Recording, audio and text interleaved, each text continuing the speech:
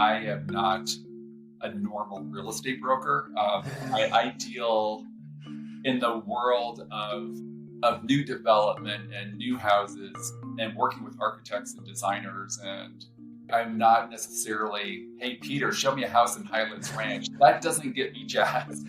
What gets me jazzed is really going out there and really being involved in how real estate is evolving. Hi. Hello. Hello. Hello. Hello. Hello, and welcome to Architecting. Hey, I'm the host of the show, Adam Wagner, and with me today I have a special guest. This is, I'd say, like a super fan, maybe outside of Will Koenig. I think it's the biggest super fan, probably. My mother, Barbara Wagner. Welcome to the show. Hello, Adam.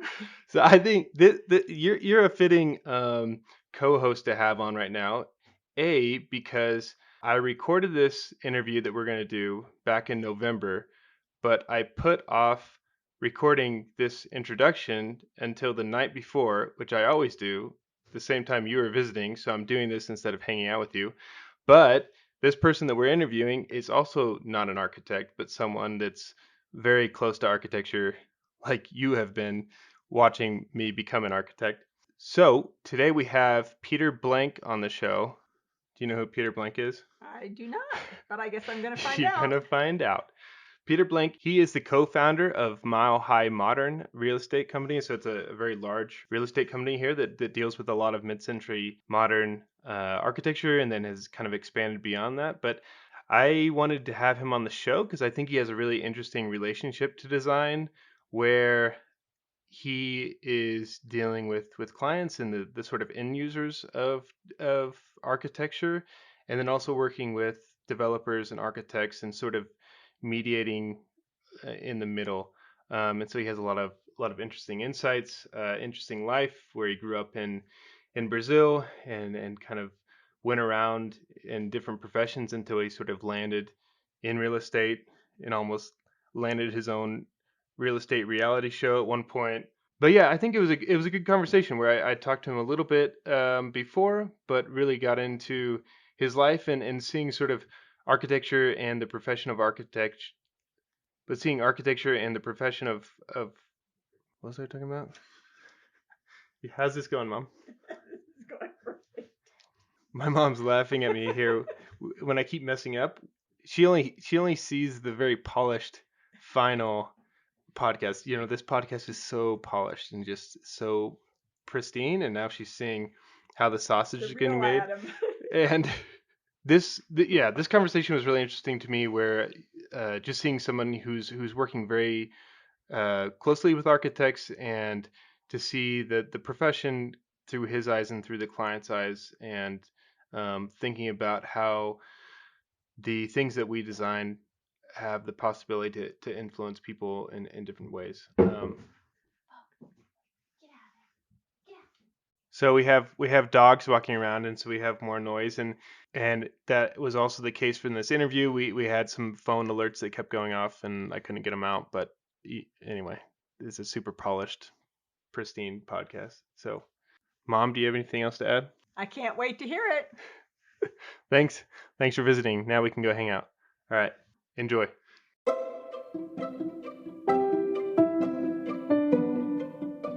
Many of our listeners are familiar with Herman Miller, a 100-plus-year-old company known for its rich legacy in modern designs, ergonomics, and thought leadership. For Colorado, Workplace Resource is the certified platinum dealership representing Herman Miller, and we are proud to support the Colorado design community. Whether you are in the market for a functional and stylish home office setup or exploring a broader solution to outfit your entire workplace, we are the partner you can trust. The local teams with Herman Miller and Workplace Resource can connect you with research and insights, create a high-performing work environment, especially in this current shift with the way we work. We encourage you to explore our Future of Work Hub for more information, and the link is in the bio. Conceptual thought starters. Not sure what type of solution works best? Browse our planning ideas to start the conversation. You can download Revit files and full tools to really help dial in your solution for your floor plan. And lastly, full project design, specification, and installation for small businesses to full campuses. Workplace Resource is really the place to begin. Be sure to connect with our team. We look forward to supporting our design partners in the Colorado community. And in the meantime, please enjoy architecting.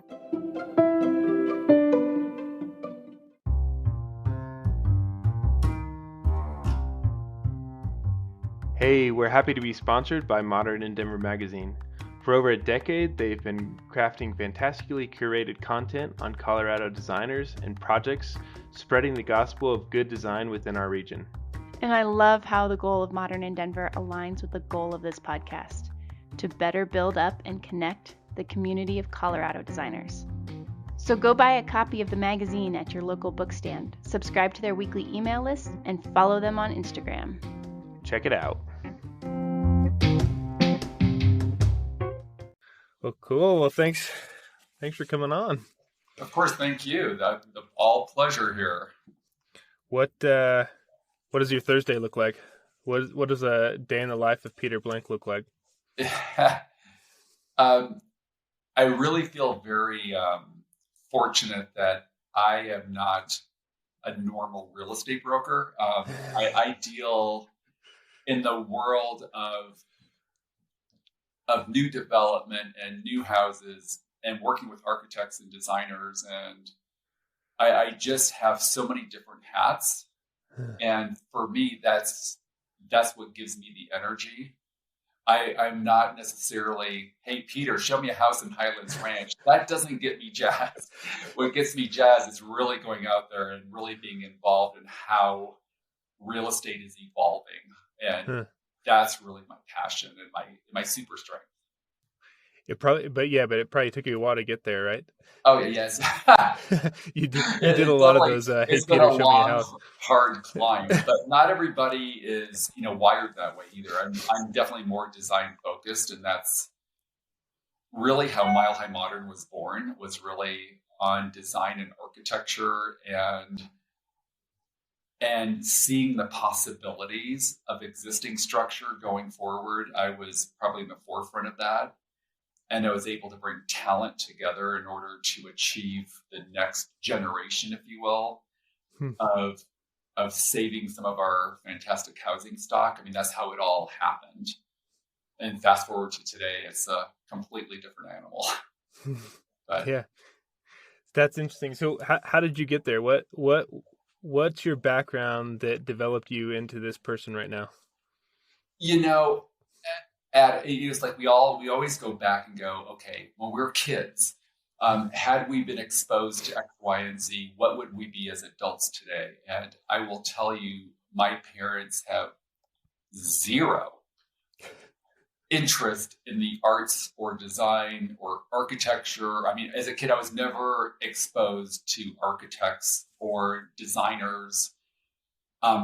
Fashion, none of that was ever exposed to me. So it kind of evolved as I grew into a young adult. But I grew up in Brazil, so in specifically Sao Paulo, and spent time in Rio. And even as a kid, I remember being mesmerized by architecture because down in Sao Paulo, it has some of the world's greatest architects. And the buildings, even back then, because I'm old, but even back then, architecture was so progressive. Now, keep in mind, I did not have that vernacular back then to explain that the progressive architecture was going on in a 12-year-old kid's mind.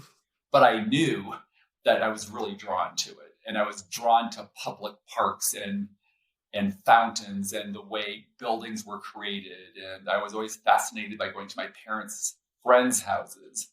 Never mine, but our friends' houses that had more design forward, I guess, thinking. And I was always fascinated. I just never was able to articulate it or actually able to translate it into a skill set. But that's funny when you said, you didn't come in contact with design or fashion or, and then I expect you to say, and I grew up in northern Nebraska, and no, but you grew up in these metropolitan areas of Brazil. You had a leg up in a lot of things. Well, I did. I had exposure. I just didn't have anybody to help me guide that exposure into something that was productive, so that I would say that more than anything. Yeah. And so what did your parents do that you were living down in Brazil? My dad was, when I was 2, he was hired to open up an engineering firm in Sao Paulo. So we flew down there. We grew up, 17 years in Sao Paulo, and Wow. I came back to the U.S. when I was just before college, I would say. So I had 1 year left of high school in the U.S. and then I went to college. And so for us, we didn't know anything differently. You were living in a big megatropolis, if you will, Sao Paulo being one of the largest cities in the world. Yeah. But it was also conflicted with immense poverty, balanced with or juxtaposed to immense wealth and all the good, the bad, and the evil and the ugly that goes with that. So as a kid, I was exposed to urban life that I never really experienced in the U.S. Yeah. But I wouldn't trade it for the world. Yeah. Yeah. And so you had this sort of passion for design and culture that grew in you in this very energizing place and then I thought you were going to say your father was like a politician or something, but he was an engineer. It's even like business with no related. Style and design. All right, I get that. Yeah, I get that. but it was all good. I guess my grandmother was an artist, so I got something out of some family gene, I guess. But was what I was saying. So so you had all this. You go into high school, and then how do you know what's next, right? Like what is next, and where does that push you outside of Brazil? So what was next was a culmination of nothing that ever got me to where I was today. But I started in the airline industry. That's where when I moved to Denver with the old Frontier Airlines. I was in communications with the airlines. After that, I went into the chocolate industry after the airline industry. And in the chocolate industry, that's where I really developed, I would say, my skill set for marketing. And and then I was also in management at Neiman Marcus when it first opened in Denver. This was back in the early 90s. And that exposure really helped solidify minimalism and taking objects or fashion and really showcasing them in a very artful form. So I think I started pulling everything that I had as a kid and pulling it forward. And I started to develop my own sense of style. And then after all that, everybody was telling me all along, Peter, you need to be in real estate. You need to be in real estate, because everybody always loved the homes I lived in, because I had this unique style that was seldom seen, at least in Denver. And I would say there's a lot of international influence in that, of course. But so then I got into real estate. And when I was in real estate, I was in there for the first 2 years just as a normal ass broker out there schlepping houses. And I met my then business partner, Craig, and he had just started getting into mid-century design and houses. And that's where my love affair really grew into modernism. I had it all along because Sao Paulo was all basically modernism. But this is where I really started learning about the housing stock in Denver, about what can be saved and what people were thinking of as visualizing as trash or as a bulldozable site to build a bigger house. We were looking at it through a completely different lens. And when we started this was going back to, let's see, when was this? Like 90, must have been like 95, I think is when we started, 96. The New York Times got a hold of us because we started our website. We just really focused on saving architecture and more specific mid-century design. NYT loved it, and then Washington Post. So we just started getting more national media exposure on it. And because people really liked the fact that we were paying attention to some of these icons. And this is how our business grew. And I've never looked back. So during that time, my skill set started improving. So that's when I really started working with architects and designers, because they naturally came to me, because most architects, they appreciate really awesome mid-century bones. And I was kind of the gatekeeper, if you will, to most of those houses in the city of Denver. And so that's how my relationship started forming with the whole design community in Denver. Hmm. And it just kind of grew from there. Yeah. How did you get into that niche, I guess? Like, were those homes as much as in demand as they are now, or was it easier for you to find them back then and sort of flip them I or would get in with say that? the commute, because back then we didn't have the resources that we have today. So I would say good architecture, and I would say classic good architecture transcends time all day long. The challenge was back then, there was no way to showcase it. The internet was just becoming available to us. So our website was in the infancy of it. The Googleability factor, there was no Zillow. There was MLS is not what it is today. So people in Denver was kind of a cow town then, big time cow town. So people moving in from out of state, that particularly California, that grew up with Eichlers, or they grew up with more mid-century influence, they were struggling to find that in Denver. So that's why we started bringing the collective together to really give it the exposure we felt it deserved, and also understanding how to take them to the next level, because most of our houses were antiquated the way people want to live today, but they still love the dynamic architecture and the bones that these houses presented. So how do you make that work? Living in a museum is not. We have a lot of purists out there in the mid-century world that like to keep everything in a time capsule. Well, that's not really practical for most people. Most people, their lifestyles are different. They change, and how does that evolve into mid-century design that we were specializing in that, and which we still do. We still do a tremendous amount of mid-century, but it is like, how does that adapt? How can that be saved? How can that progress? How can that be enjoyed for the next 100 years? And so that's where our voice became really super, I guess, heightened, if you will, in the world of real estate and in the world of social media and everything else that followed from there. So you start off as a broker, and you're just running around, right, trying to sell things. You get in, you find this niche. You're getting press. You have a good partner. Then what happens? Is this like, I looked at Mile High Modern today, and how many brokers do you have? You have like hundreds of brokers. Right. We've exploded, Adam. We've exploded overnight. But, to get from where we started to where we are today, I guess it was a natural evolution.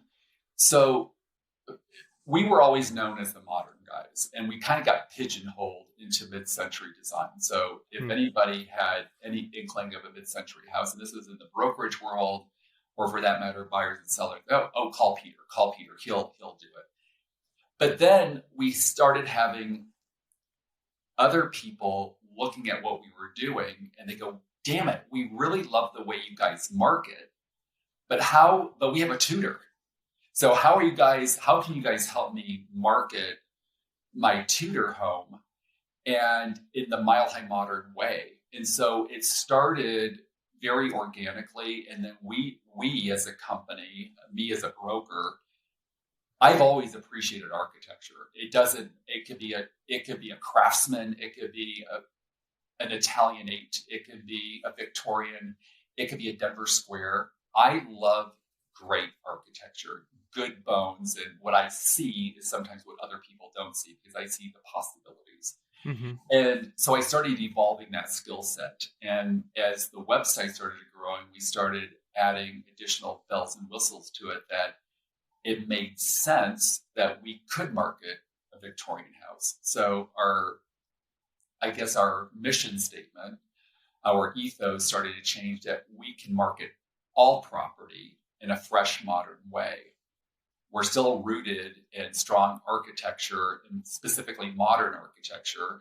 And by the way, during all this time, what I didn't mention to you is when Mile High Modern was born, that's essentially the same time Modern and Denver Magazine was born. So William and I became very good cohorts, if you will, in the very infancy. He was brand new. I was brand new. we were the first advertiser with his little stapled, I think it was like a full little magazine.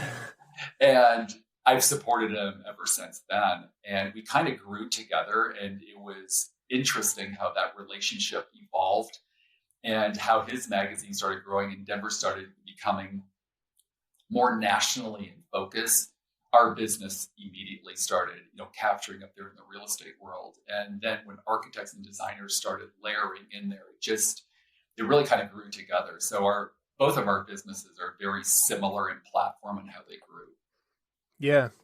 And I think it's interesting, we had a good phone conversation the other day and met one other time after that. But I think you're really interesting where, this podcast has been so focused on architects and like a few landscape architects or something, but your experience being so alongside of architects and really working with the final products of architects from now, whatever, 70 years ago, and seeing your perspective of architecture is interesting to me.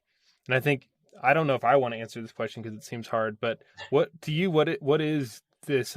What makes that kind of classic timeless architecture to you, and especially like the successful piece of architecture, maybe from a client's point of view?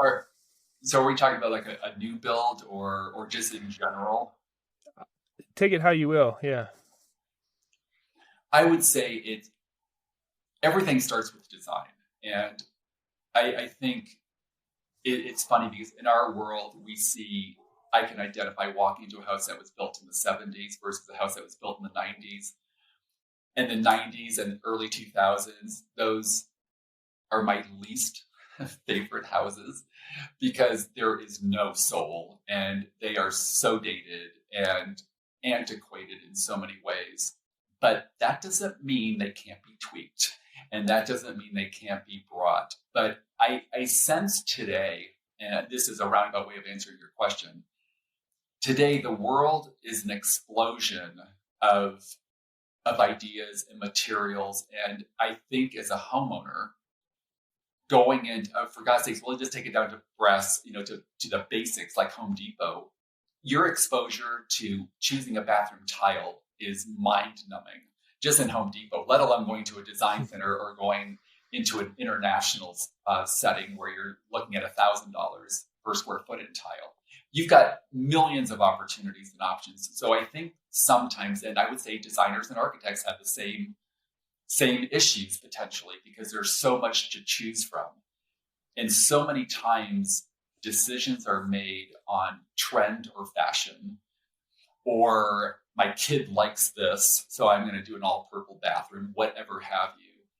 And it becomes diluted so much that it becomes trendy or obsolete so fast. So I always go back to the classics, good classic architecture.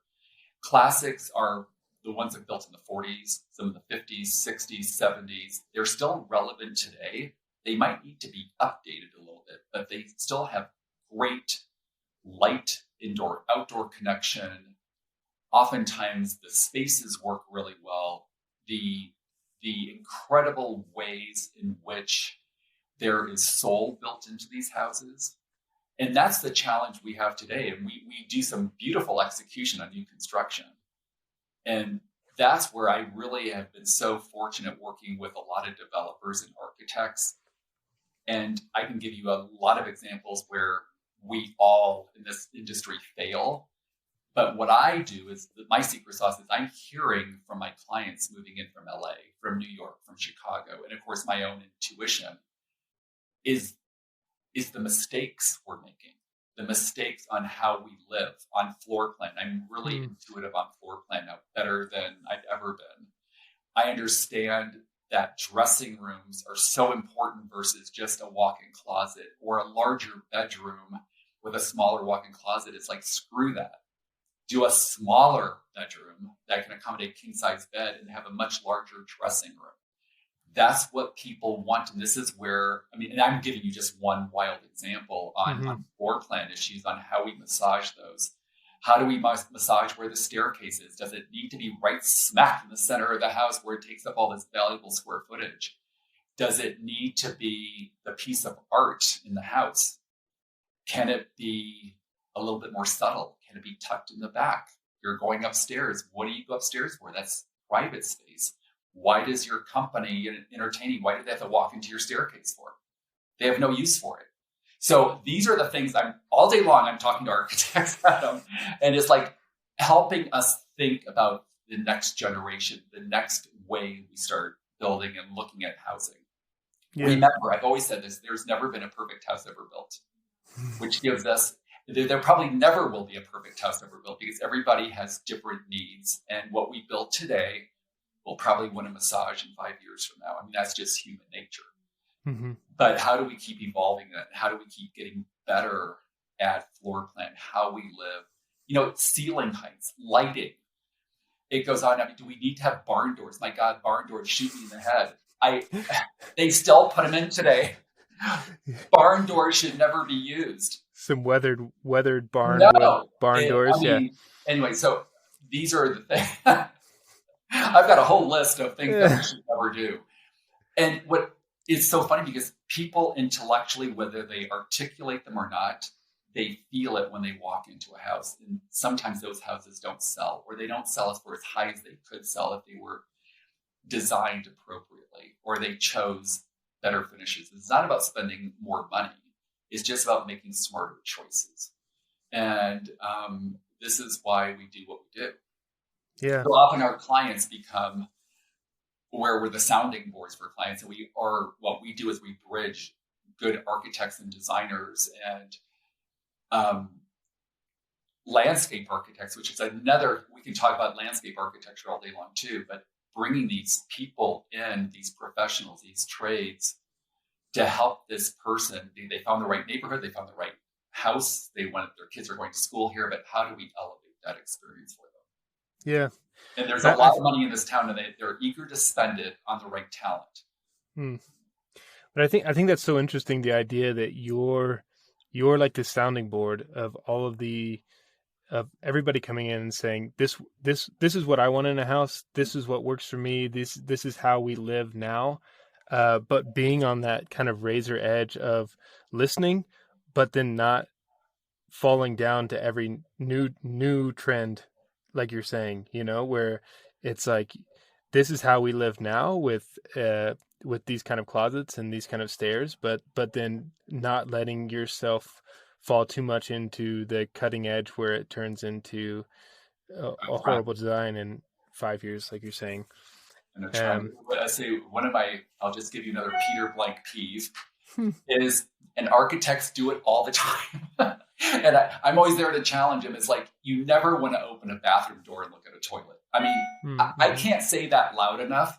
They still do it all the time. We're talking about luxury condominiums, luxury apartment houses, new development. And it's like, you guys, think.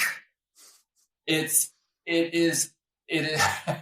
Anyway, those are just some of the things that I challenge. It's like where a door opening is. Does it open right? Does it open left? Can we do a vestibule entryway into something? Do we have to walk in and see a sea of doors, a closet door, a powder room door? I mean, it's really thoughtful when you have the time and you can actually work through some of these challenges, because oftentimes it's not about spending more money. It's just about really thinking about how people live and elevating the experience on how you live. Some people don't care about design, but they do care when they can see the difference. Mm-hmm. They may not be able to articulate it, but they do notice the difference when it's side by side. They will always choose the better one in design. It's like building a better mousetrap. You will gravitate towards that, even though you may not be able to tell somebody intellectually what you're looking for. Mm-hmm. Yeah. And I think for me, it's so much about having an idea and a concept for the building, and I think that's where a lot of the mid-century were so successful in the way that they were rethinking how a house should be, right? And then it had inherent spatial qualities that opened it up and got rid of a lot of those walls, and a lot, like, if I can get to the point with a design concept where I don't have to choose paint color because my concept is telling me how everything should be and locks in, that's to me when it's perfect, where I'm not choosing every little thing, but the idea of it is choosing it. And then it gives it this cohesive whole when you walk inside and you understand it, and it's normally everything that's superfluous to it is taken away. Well, and honestly, that's always been my philosophy too. And I don't mean this in a negative way. It's simplicity, and I would say simplicity really rules, and it can make the beauty of a house so much more than it is. Mm-hmm. And particularly when you dial in landscape to the interiors, oftentimes they're never done in cohesion. They're done after the fact. Architects are famous for what I wish architects could also do the interiors, because then the vision becomes one, versus I see clients all the time making tremendous mistakes. They'll have a fabulous house being built. Then they'll hire a designer that doesn't really understand the house, but there's so many mistakes that could have been avoided. And it's almost like you're walking into, it's almost schizophrenic in some ways. And then you add the landscape on top of it, or the lack of landscape on top of it. And it could just be so much better. And this is where we try to point out the differences, or if you do X, Y, and Z, you will achieve this. And it's amazing when it's done well. The execution can be just brilliant. And again, it's not about the money. Mm-hmm. It's like, give me a wood box and I'll make it look beautiful. And it's the right lighting and music and a candle. I mean, it's that simple. It doesn't have to be rocket science. Yeah. And so who are you seeing architecturally creating these great spaces within Denver? What architects are you working with that are really Am I supposed to be name dropping? Yeah, name drop. That's what this is all about. This is just like a gossip. I don't want to get myself in trouble, Adam. This is a local gossip show. It's up to you what you say. Well, I think it's all over the board. It depends on budget, and I would say just because you've got a big budget doesn't mean mistakes don't happen. Mm-hmm. I mean, that's the other thing. You can throw money at anything, but that doesn't mean you're going to get the great execution. And at this point, I would, with your permission, I would rather not name drop, but let's just say I've worked with most of the architects in the city of Denver. I like some better than others, but I would also say some, like all of us, I think the good ones adapt. And I think the good ones recognize that some things can be done differently or thought of differently in a different perspective. And I think social media influence is so critical, because the world becomes smaller. We get to see what other architects, and some of the architects in the Ukraine are unbelievable. And I would never think about hiring somebody in the Ukraine necessarily, but you start seeing some of their work in the beauty and the simplicity of the beauty. And it's like you just want to live in the space. And I always say a great space is created where you don't need furniture. If you can just walk into the space and embrace it, it's a home run. Furniture is the frosting. It's the accents you need for practicality. People need to sit. People need to dine. You have to have those things to make it. But if you can design something that's well lit and it's got great material and it lives in the world where it makes sense, window placement is so critical. That's another thing I have with a lot of designers and architects, because they're designing for a space, but oftentimes they're not paying attention to what they're looking at, particularly if it's infill. And it's such an opportunity to make it more exciting. I just worked on a project recently where it was several townhomes. So the dogs were the interior units, and the dogs were because they only have light coming from east and west. They didn't have windows on either side, of course. So I challenged the team going, why do we have to make these dogs? What can we do to these residences to make them the superstars? the end units will be superstars on their own, but how do we make these superstars? Why do we have to have these as a discounted price? Yeah. Just because it's a triplex or it's a sixplex. So what we did is the staircase became the architecture of the house on one side, but we skylit the entire ceiling, and we did open stair treads. But what we did is the interior units became this amazing light box. And what we did is we deleted 1 or 2 units in this. I think it was a total of 6. So we made them a little bit wider. The developer made their margins and then some because they were able to up the price, and there was no dogs. And so we really play with, okay, how do we make these exceptional? Why build something that you right off the bat, you're going to take a hit on? That makes no intellectual sense to me.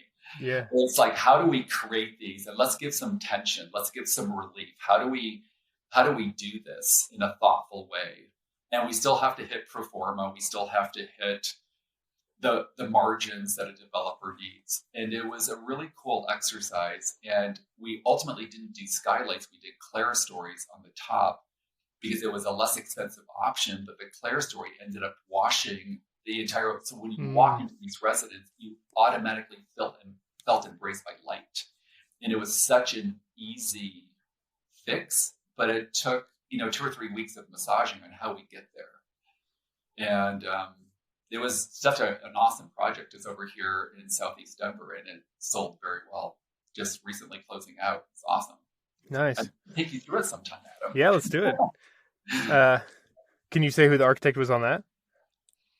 I can say it was somebody you've interviewed. Oh, okay. Nice. Somebody that's on your podcast. He was good, great architecture. In fact, the development was awesome.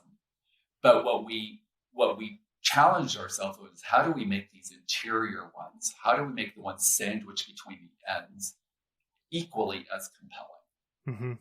And it was a fun exercise. Yeah, just that power of design again, and thinking, sort of, especially down in kind of South American architecture, the power of the courtyard and you're speaking to my heart. Yeah. I know, yeah. In fact, all my houses I'm doing now, there's courtyard entryways. There is no front door to the street. Like, you can't get to the front door. It's amazing what a courtyard entry experience will do, because it's a layer. It's another layer in which it gives you an opportunity to create even, I guess, a serene way to get to the property. And it can be executed so beautifully. Of course, we always have to pay attention to Denver code. And that's a whole nother conversation, but there's ways to create the entry experience to a house and make it unique and special. And it ties in landscape to it. And it's pretty cool. Yeah. I'm glad you said courtyard. Yeah. They can happen happen here. Love some courtyards. Yeah. Love it. Yeah, they can happen here.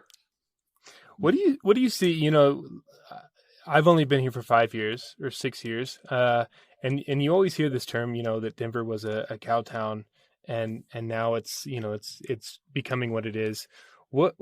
Talk a little bit about that, how that you've seen that change as you've been here, and then kind of projecting forward. What do you see the future of Denver as, and especially within, I'd say, housing or architecture? I'm definitely in the forefront of all of that.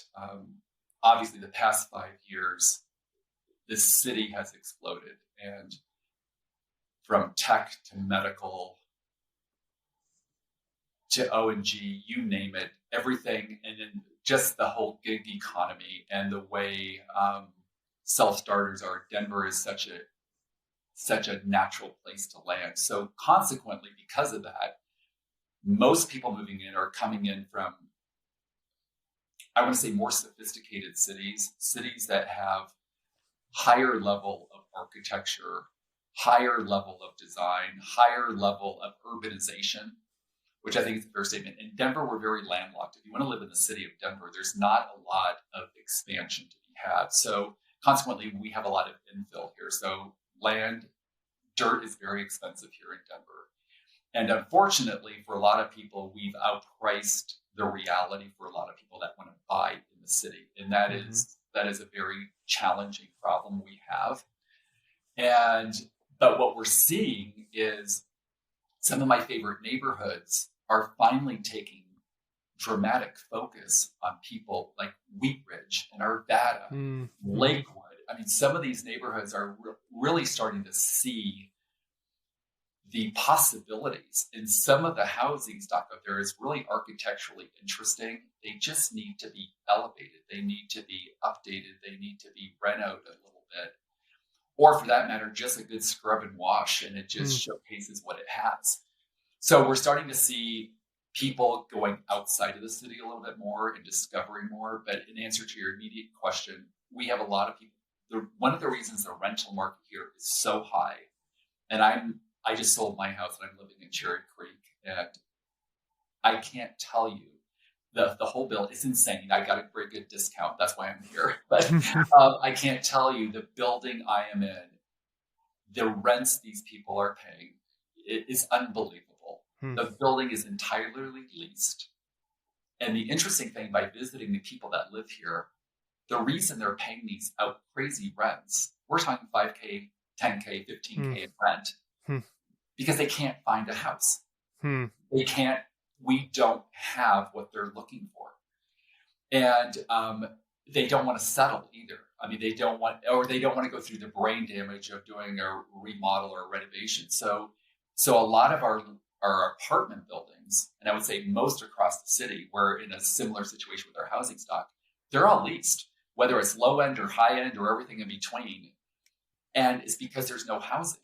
And so we are constantly challenging ourselves. How do we create more housing here in the city? A lot of people are choosing to exit the city because they can cash out as long as they have where they're going. Either they're moving out of state, or they are downsizing appreciably, or they're going, as far as Salida because they found a really cool little place there, and now we can all telecommute and work from home, etc. So the dynamic is changing so much on how we live, and that's opened up so many possibilities. But I would say architects, designers, builders, trades, they're all slammed busy for the most part. And the challenging part is, even if you have a project, it doesn't mean there's a payday anytime soon, because it takes 2 years to build anything, or 3 years. And then you've got the city, you've got the whole backlog there. So we're in a tough spot.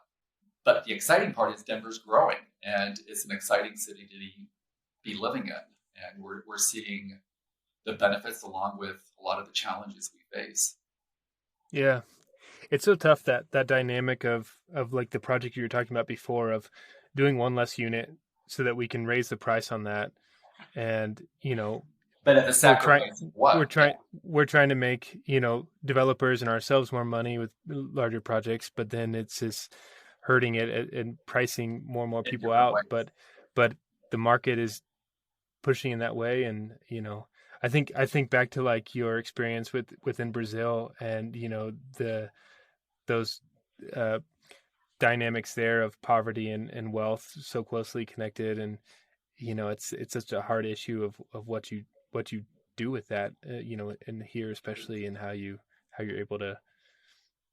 And I would say, I don't want to make a political statement, but kind of open the door. I will just say our country is heading more towards that direction. It is definitely the rich versus the poor, and middle class is disappearing, and it's scary. And a lot of it has to do with, obviously, the job force, but it also has to do with our housing, our cities. And it's just not Denver. Every city is growing like crazy. We're doing business in Nashville right now. KC is like exploding. Every smaller city is gaining by leaps and bounds on percentages of housing and how they've increased. And it's in some ways, it's like, where are the people getting all this money from? But what I think we often forget is, we talk about these people with all this money, but what we're not talking about is all the people that don't have any money. And that's the part is very concerning too. It's like, where do these people live, and how do they support the city? We need these people to support our city and growth, because without them, we don't have services. And so how does that all work and play into it? So it's a it's an interesting time. Yeah, for sure. And just, how we've been talking about the power of design and the possibilities there, but it's so hard when I sort of price myself out of being able to help give design to lower end projects, right? And you have to go after those higher end, and how you're able to kind of feed that back in. But well, I would love a piece of land to do affordable housing, because I would love it. I would be on that all day long. I just think, because in my opinion, everybody deserves good design, and it should be attainable and affordable. But it's, sometimes I live in my own bubble, Adam. I know. I feel the exact same way. Exactly. Yeah. There's a lot to do. Yeah. What's been the hardest day of your career? Do you have one that sticks out? I would say it definitely has to do with emotions. It has to do with so the good part about the business I'm in, I'm often helping somebody attain their dream house. I mean, that is always the fun part. The closing day, the experience of them building their house for 2 years and they're finally moving in. Those are all beautiful moments. The reality is, in my business also, I deal with a lot of stress. It's divorce, it's death, it's somebody losing their job, it is somebody that can no longer afford to be where they are, or it's somebody that the school system is failing their children. I mean, whatever those dynamics are. So those are the hard emotional realities oftentimes in our business too, that we end up holding a lot of hands and getting our clients through the difficult times so they are able to go on to their next chapter. So I would say those are my hardest days sometimes, because I do take my career very seriously, and my heart is with my clients. And so I do get on that roller coaster with them. But I also know my job is to make sure they get out and are able to move on. But those are the hard parts of our business. And, negotiations and where people get ugly and all that stuff, that's just drama. And that usually, that's more easy to deal with, but it's the heartfelt emotions where it's really serious stuff, where somebody gets sick and they can't afford. Those are where you have sleepless nights. Yeah. And that has to be hard. On the flip side, do you have one day that you remember that was just like the best day in your career? Or... The best day in my career. One, I remember, so we almost got our own reality show, but I'm not sure that was a good, or I'm not sure how that day actually played out. I think we chose the right decision at the time. But as far as good days, it is being awarded a project that you fought so hard for, and there's a lot of competition. And in our industry, Adam, you know this as well as I do, and I probably in any sales capacity, basically we're in sales, whether we're architects, designers, or brokers. In this business, you lose. We always lose, but we always gain also. So for me, it's always, I've learned this very early on, I never focus on my losses.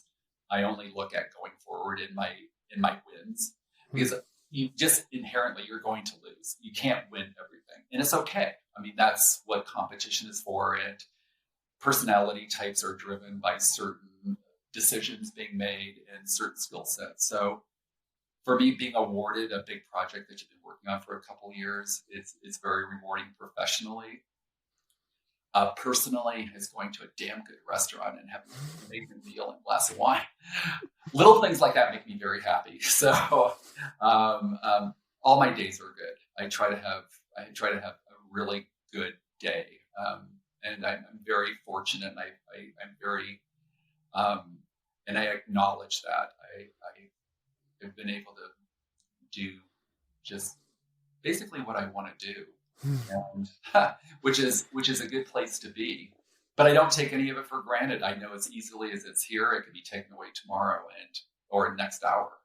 And I get that. And I'm very appreciative and humble with what life has afforded me and the opportunities. And the cool thing is there's so many opportunities still out there.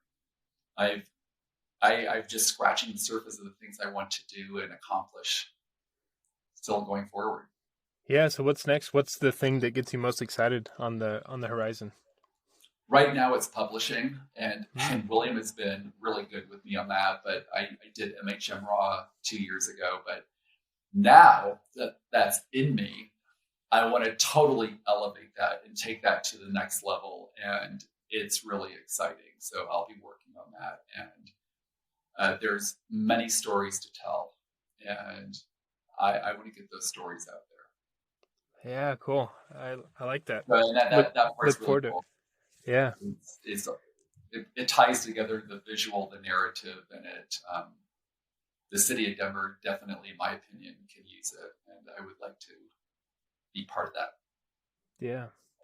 Well, since moving here, I've enjoyed Mile High Modern just in its visibility with its design interest and just appreciation, just from the outside, kind of seeing it, and. I appreciate just your passion for design and how you're enriching our environment. And thanks for reaching out to me and coming on the show. So, of course, I look forward to continued conversations, and I need to get to know you better so we can start plugging you in. Yeah, it sounds good. Need to get Adam out there. Sounds good. Yeah. Okay. Well, thanks for coming on. You're welcome, Adam. I appreciate it. You can visit architecting.com, that's architect-ing.com, to see images from this week's guest. And please rate and review the show wherever you listen to podcasts. Have a great week and keep connecting.